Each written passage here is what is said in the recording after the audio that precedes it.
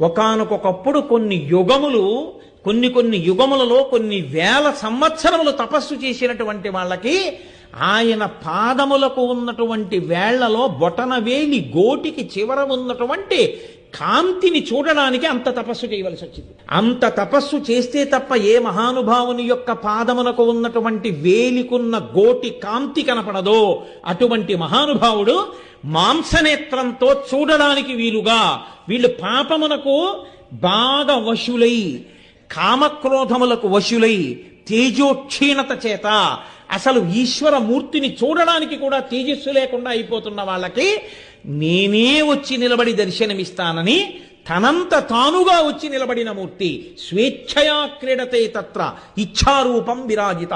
ఆయనంతా ఆయన కోరుకుని నిలబడినటువంటి మూర్తి.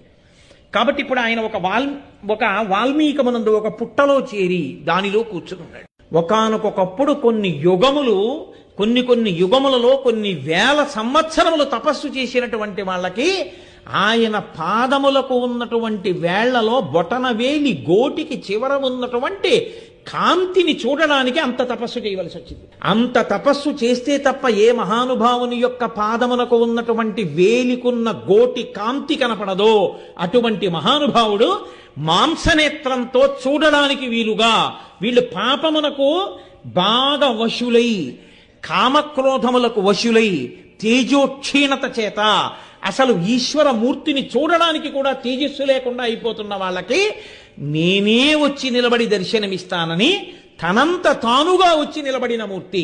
స్వేచ్ఛయా క్రీడతే తత్ర ఇచ్ఛారూపం విరాజిత. ఆయనంతా ఆయన కోరుకుని నిలబడినటువంటి మూర్తి.